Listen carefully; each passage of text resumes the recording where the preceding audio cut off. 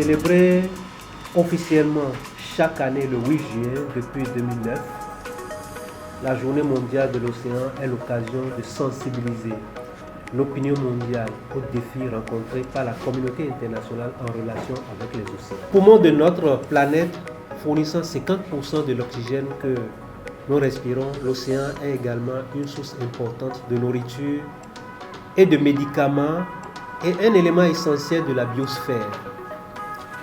Le concept d'une journée mondiale de l'océan a été proposé pour la première fois en 1992 au sommet de la Terre à Rio de Janeiro comme un moyen de célébrer l'océan partagé de notre monde pour sensibiliser sur le rôle crucial qu'il joue dans nos vies.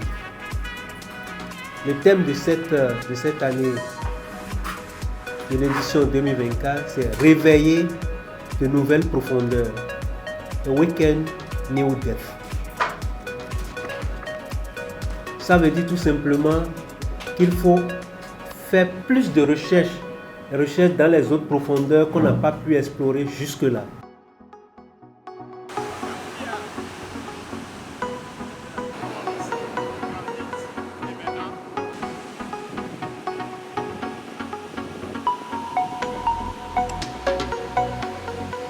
L'IROB, c'est un institut de recherche halieutique et océanologique qui est sous le Centre de la recherche scientifique et de l'innovation, qui est lui-même placé sous l'autorité du ministère de l'Enseignement supérieur et de la recherche scientifique. L'IROB fait partie du consortium de GMS du Ghana, qui est un grand programme sous-régional. Et nous avons sous le programme GMS, nous avons le projet MACNOA, Marine and Coastal Area North and West Africa, qui ce projet permet de faire vraiment de porter l'attention sur toutes les ressources, tout ce qui est activité liée à la zone marine et côtière. Et ça, à travers ce projet, nous avons les prévisions océaniques, nous avons la prévision des ressources halieutiques, nous avons également tout ce qui concerne l'océan pour le bien-être de la population. L'IROB mène des activités sur l'évaluation des ressources halieutiques. Qui parle d'évaluation des ressources halieutiques parle un peu des ressources vivantes qui sont en milieu marin, comme le poisson. Et par rapport à ça, nous travaillons pour les évaluer, pour connaître un peu la quantité d'espèces, la quantité de poissons que nous avons et les espèces qui les constituent. Après ça, nous faisons également le suivi du trait de côte du Bénin. Qui parle du trait de côte du Bénin parle de l'érosion côtière que nous avons à l'est de Cotonou, qui menace la côte du Bénin. Donc depuis 2011, l'Institut océanographique du Bénin s'occupe de cette activité en suivant cette dynamique côtière. Donc les endroits qui sont sensibles, où la mer gagne chaque jour de terrain, nous travaillons un peu pour évaluer ces zones-là. Nous faisons également de l'alerte sur les prévisions marines. Nous avons mis sur pied un logiciel qui nous permet de suivre les phénomènes océanographiques, c'est-à-dire les sorties des mers au niveau des côtes. Donc dès que nous avons ces situations qui s'en viennent, nous prévenons la NPC, l'Agence nationale de protection civile, qui donne de l'alerte sur toute la côte du Bénin pour permettre aux populations de prendre leurs dispositions. Nous faisons également le suivi des échanges hydrologiques entre la mer et l'océan, et comme vous le savez, nous avons le lac Nopo qui communique en permanence avec l'océan Atlantique à travers le chenal de Cotonou. Donc par rapport à là, dans la journée, il y a l'eau marine qui rentre dans le lac Nokoué et inversement, nous avons ces situations-là. Et quand il y a ça, vous comprenez également que les ressources vivantes qui sont au niveau de l'océan vont migrer entre ces deux eaux. Donc nous faisons également cette étude. Nous faisons également la création des aires marines protégées. L'Institut océanographique du Bénin est l'organe scientifique pour la création des aires marines protégées du Bénin. Et qui parle d'aires marines protégées, parle des réserves en milieu marin. Vous n'êtes pas sans savoir qu'aujourd'hui, les ressources halieutiques du Bénin s'amenuisent tous les jours. En matière de prévision, le Bénin attend près de 200 000 kilogrammes de poissons tous les ans, mais malheureusement, les plans d'eau et même la mer ne nous permettent pas d'avoir 50 000 tonnes. Donc nous créons ces réserves pour renverser la tendance, pour permettre quand même la régénérescence de ces ressources.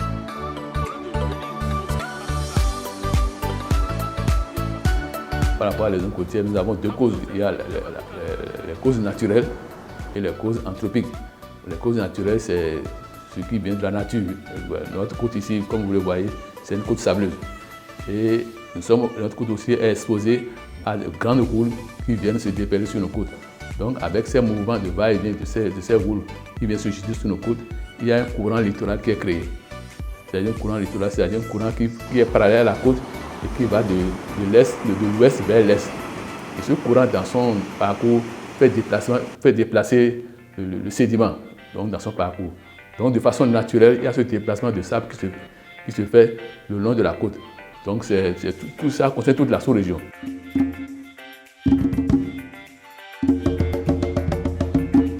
Dans les années 60, sur la côte ouest africaine, on a commencé par installer des ports. Et les ports que nous avons installés, c'est des ports en eau profonde, c'est-à-dire les ports qui sont construits dans l'océan. Du coup, on a mis des ouvrages. Parce que comme c'est un port, il faut mettre des ouvrages pour pouvoir calmer l'eau. Donc ces ouvrages qu'on a installés ont perturbé le transit normal du sable qui doit se faire de l'ouest vers l'est. C'est-à-dire quoi? Quand l'ouvrage est installé à un endroit, c'est que tout le sable qui doit quitter, quand je prends le port de Cotonou, on a mis des digues. Donc une fois les digues placées, c'est que le sable qui doit quitter l'ouest, c'est-à-dire le Togo, Vida, ainsi de suite, jusqu'à finir, c'est arrivé à ce niveau-là, le sédiment est bloqué. Donc nous avons une accumulation de sable. Ce qui fait que quand vous allez à l'ouest de notre port, vous allez voir qu'il y a un dépôt de sable. Donc nous gagnons du terrain sur du coup, de l'autre côté, c'est-à-dire en aval, nous assistons à une érosion. C'est ça qui fait que après la construction du port de Cotonou, nous avons assisté à une forte érosion en aval, c'est-à-dire à l'est du port. Et c'est pour ça que tout juste après la construction de ce port, on a mis des ouvrages de protection. L'épi Est qui est à Fracodi a été installé et l'épi du Chapato pour pouvoir protéger cette partie-là. Parce qu'en ce moment, le Cotonou n'était pas développé du côté Akwakwa en ce moment. Donc, on a mis ces ouvrages pour pouvoir protéger la partie. Mais il s'est fait que, après l'épi Est, comme je l'ai dit, on a subi une forte érosion vers le quartier Donatin, Tokulebe, ainsi de suite. Si bien qu'en son temps, la vitesse, c'est-à-dire la vitesse d'érosion, c'est-à-dire le nombre de distance que nous perdons par an atteint les 15 mètres par 15 mètres. Ce qui veut dire que par an, nous perdons 15 mètres. Ça fait que depuis 60 jusqu'à avant la protection de la côte, par les ouvrages que le gouvernement a mis en place en 2012, nous avons perdu près de 2 km de côte dans la mer. C'est très important. Donc, ça fait qu'avec tous ces problèmes, l'État n'a pas arrêté les bras croisés. Donc, il faut voir qu'est-ce qu'il faut faire pour arrêter ce phénomène. Donc, l'État a mis en place un certain nombre d'ouvrages, c'est-à-dire les épis. On a installé 7 épis de côté pour pouvoir protéger cette partie-là. Mais malheureusement, après le dernier épi qui est à Seivet, nous assistons au même phénomène d'érosion. Et là aussi, nous perdons de la terre. Donc, cela ne veut pas dire qu'une fois qu'on a installé les ouvrages, c'est fini. Non, il faut un travail permanent et un suivi permanent de ce phénomène.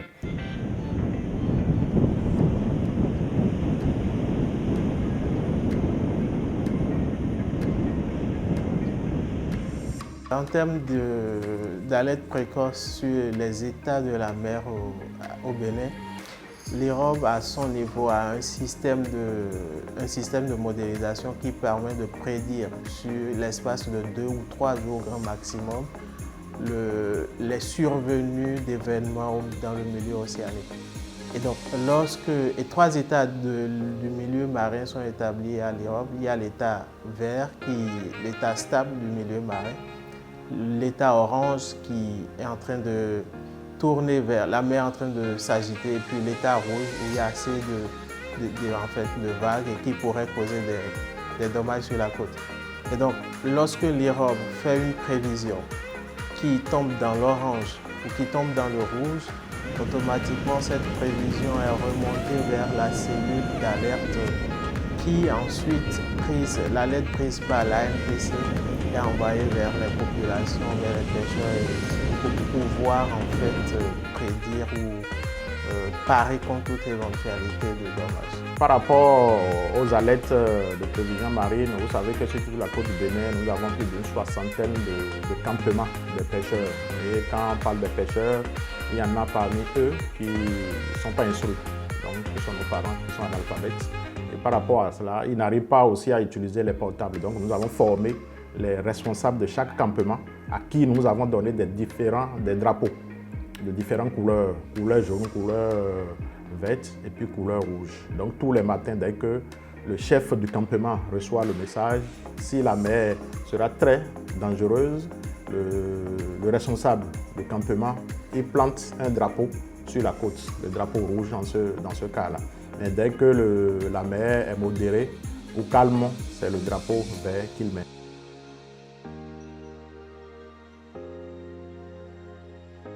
Pour commémorer la Journée mondiale de l'océan ce 8 juin 2024, notre réseau a sollicité l'appui de l'IROB afin qu'on puisse organiser une descente sur les marines protégées de Donatin. C'est notre première action. Et nous sommes nés en janvier et il était temps qu'on puisse agir, il était temps qu'on puisse montrer davantage notre engagement, notre responsabilité. Nous sommes engagés à la protection de l'environnement en général et de l'océan en particulier.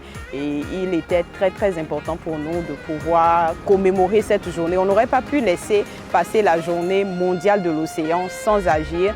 Et tous les reportages qui seront faits aussi bien dans la presse écrite, la presse en ligne, les télévisions en ligne, tous les supports médias, ça permettra d'informer le grand public.